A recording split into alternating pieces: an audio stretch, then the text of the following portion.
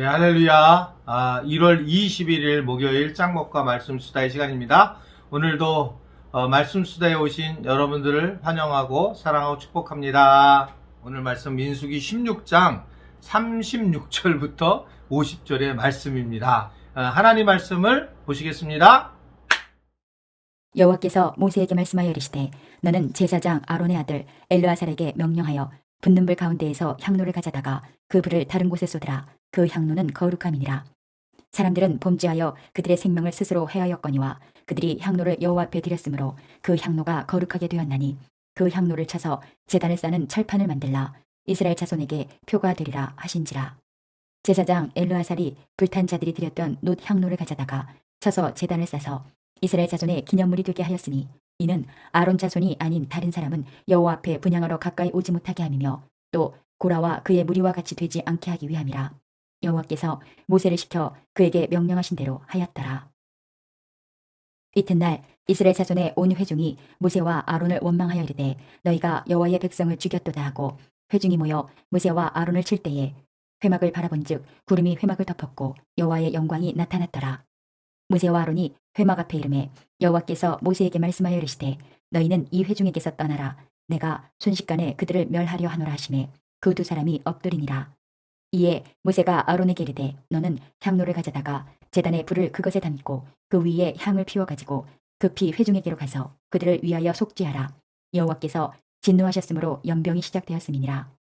아론이 모세의 명령을 따라 향로를 가지고 회중에게로 달려간즉 백성 중에 연병이 시작되었는지라. 이에 백성을 위하여 속죄하고 죽은 자와 산 자 사이에 섰을 때에 연병이 그치니라. 고라의 일로 죽은 자 외에 연병에 죽은 자가 14,700명이었더라. 연병이 그침에 아론이 회막문 모세에게로 돌아오니라. 자, 이 16장의 전체 내용은 굉장히 무서운 내용이고, 그러나 우리 인간의 모습에 대한 내용이고, 이 모든 것들이 이제 16장에서 결국 하나님이 인간 사이에 개입을 하시면서 어떻게 일하셨는가라고 하는 것을 분명하게 말씀을 하고 있습니다. 모세와 아론의 그 리더십, 하나님이 인도하신 그 리더십, 인정하신 그 리더십에 결국 시간이 지나면서 자기 불평과 불만을 가진 사람들이 모이게 되었고, 그 모임이 이제 어떻게 보면 여러 가지 족속들을 떠나 지파들을 떠나서 하나가 되는 그런 모습들을 보이게 되었고, 그것의 이유는 아주 잘못된 오해의 생각들 또는 실질적으로 그들이 하나가 되면서 마치 그것이 진실인 것처럼 보이는 그런 모습들로 이들은 죄를 범하게 되었습니다.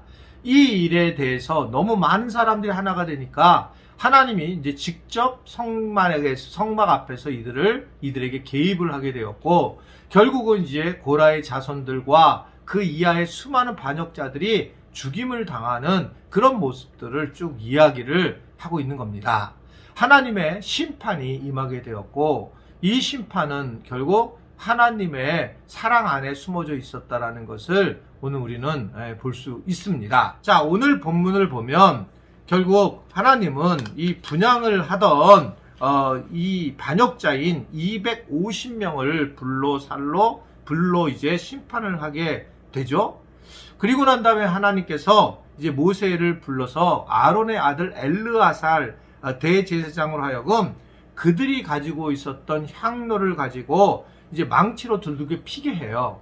그리고 그것을 제단에 씌우도록 명령을 하게 됩니다. 그러자 이 엘르아살은 순종을 하고 결국 곧바로 즉시 순종하는 행동을 하게 되는 것을 볼 수가 있습니다. 우리가 여기서 좀 알아야 될 것은 결국 저는 신앙생활이 순종하는 거다라고 보여집니다. 바로 순종하는 거다. 즉시 순종하는 거다. 몇 번 그런 말씀을 드렸지만 내가 이제 은혜를 받았을 때 헌금을 하고 싶다라고 했을 때에 신앙은 바로 즉시 임하는 거 하는 거예요. 만약에 내가 내일 헌금해야지라고 하면 우리가 생각한 헌금에 대한 양심의 마음이 움직이지 않습니다. 그래서 성령께 주신 양심의 마음을 우리는 벗어버리고 내 에고, 내 자아의 생각을 가지고 헌금을 하게 되는 경우가 많이 있죠. 그렇기 때문에 우리는 무엇보다 즉시 순종하는 그런 습관이 매우 중요해요. 하나님이 성령께서 내 양심을 통해서 말씀하셨다면 그것을 즉시 내가 실행하는 것이 중요하다. 엘르아설도 아니 뭐 이걸 꼭 그렇게 할 필요가 있을까라고 생각할 수 있잖아요. 이것을 뭐 그들 거를 뺏어갖고 그냥 다시 또 펴서 이걸 뭐 할 필요가 있을까? 근데 하나님이 원하시는 것은 바로 이 엘르아살의 순종입니다.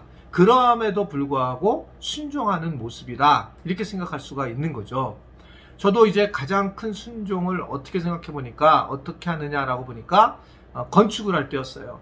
그냥 건축을 할 때에 정말 아무것도 하나님이 안 보이게 하시고 그리고 이 건축 하나만 바라보게 하시면서 그리고 즉각적인 순종을 원하셨던 그런 것을 기억을 합니다. 그러니까 그때 만약에 내가 여러 생각을 하고 걱정과 염려 속에 있었다면 이러한 교회의 모습은 이러한 지금 우리의 교회 크기의 모습은 나오지 않았을 거라고 생각이 들어요.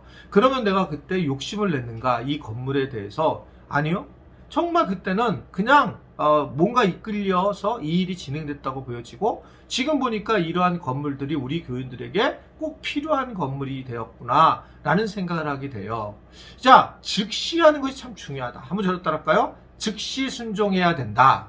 그러니까 순종은 즉시 아니면 순종이라는 말이 안 쓰인다는 거죠. 즉각적인 거로 내가 조금 기도해보고 내가 조금 더 생각해보고 라고 한다면 순종이 되지 않습니다. 분명하죠. 교회에서 이번에 무슨 사역자를 좀 맡아주세요. 어떤 일 좀 맡아주세요. 그러면 거기서 있잖아요. 내가 뭔가를 해야 되겠다라고 생각을 하고 뭔가 기도를 해봐야 되겠다는 생각 중에 나는 그런 분들이 예스라고 하는 경우를 거의 못 봤어요. 그분들은 뭐라고 하는 게 아니라 인간 존재 자체가 그럴 수밖에 없어요.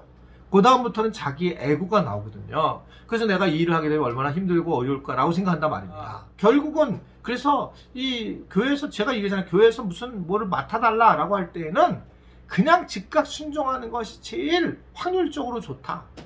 본인의 마음도 좋고 하나님의 어떤 지시함도 좋고 교회 입장에서도 좋고 저는 그렇게 생각을 해요. 그러다가 내가 부족한다. 그럼 어떠냐? 부족한 대로 가는 거예요. 연약한 대로 가는 겁니다. 그러니까 즉각적 순종이라는 부분을 꼭 기억하게 하면 좋겠고 그래서 성경은 순종이 제사보다 낫다. 예배보다 순종하는 게 훨씬 좋다라고 그렇게 말씀을 하고 있습니다. 여하튼 엘르아살이 이런 상황에서 순종을 하게 되고 이 원망으로 가득했던 이스라엘 이 백성들이 결국 이 하나님의 그 놀라우신 진노로 앞에서 다 엎드려지게 됩니다. 그러자 모세가 알려준 대로 이 아론은 향로의 제단의 불을 담고 향을 피워 급히 달려가서 속죄제를 드리게 되는 것을 볼 수가 있습니다. 즉 하나님이 말씀하셔서 죄를 깨달았다면 주저하지 말고 곧바로 회개를 해야 된다는 것을 이야기를 하고 있는 거죠. 이들도 두려움 때문에 그렇게 지금 회개하라는 것이 아니라 자기들이 정말 얼마나 죄를 지었는지를 알고 그것을 깨달았다면 주님 앞에 회개해 나가야 된다. 근데 뭐 내가 죽을까봐 두려워서 회개하는 것은 진정한 회개가 아니다라고 볼 수가 있습니다. 오늘 바로 그러한 모습들이 오늘 성경에 많이 나오고 있어요. 이 반역자 고라와 일당들이 결국은 하나님의 심판을 받아 죽는 것을 보고 또 이스라엘 회중들은 모세와 아론을 또 탓하면서 원망을 하게 됩니다. 왜 그러냐면 그들은 이 죽게 된 이유가 하나님에 향한 불신이라고 생각하지 않고 죽음이라는 결과를 가지고만 생각했기 때문이 있습니다. 그래서 이스라엘 백성들은 계속적으로 이 사고력을, 분별력을 잃어가는 것들을 볼 수 있습니다. 항상 우리는 중요한 포인트는 결과가 아니라 이제 과정이 매우 중요하다라고 생각을 하게 됩니다. 저도 뭐 이 얘기를 안 했지만 예를 들면 이번에 이런 지금 바이러스로 인한 이러한 상황이 이 코로나에 대해서 우리 정부가 어떻게 했는가라고 했을 때에 찬반이 있죠. 나는 교회에서 굉장히 불만이 있어요. 교회를 쪽으로 보면 왜냐면 교회도 여러 교회가 있는데 왜 동일하게 그렇게 생각을 하고 판단을 해서 정확한 인원을 몇 명을 교회 알아서 이걸 조정을 하지 않고 그럴까? 그러면서 오랫동안 교회가 비대면으로 드리게 했을까라는 불만은 있지만 근본적으로 결과가 아니라 전체를 보게 되면 강압적인 그러한 것보다, 즉 우한에서 터졌을 때 바로 막은 것보다 어떻든 이러한 과정들을 겪으면서 우리가 대가를 지불하지만 그러나 과정들이 건강하면 저는 굉장히 좋다라고 생각을 하고 있어요. 과정이 매우 중요하거든요. 그러니까 결과를 볼 때에 이 고라의 자손들이 죽은 걸 보고 이들은 또 불평과 불만을 하게 되지만 이 과정들을 보게 되게 되면 결국은 이 과정 속에서 이들이 어려움을 당할 수밖에 없다라고 생각할 수가 있습니다. 세상은 모든 게 자기 기준으로 선과 악을 판단을 합니다. 심지어 하나님까지도 선과 악으로 자기가 판단을 하는 겁니다. 그래서 선악을 알게 하는 나무의 실과가 죄의 모습이라고 하는 것을 볼 수가 있습니다. 그러나 선과 악을 우리가 분별할 수 있는 것은 하나님의 말씀이 기준이 돼야 되고, 하나님의 말씀은 나를 넘어서서 가난한 사람과 아픈 사람을 생각하고 공동체를 생각해 하는 것, 이기적인 것을 벗어나는 것이 하나님의 말씀의 기준이에요. 내가 잘되고 내가 복되는 것이 아닙니다. 이걸 꼭 기억하셔야 돼요.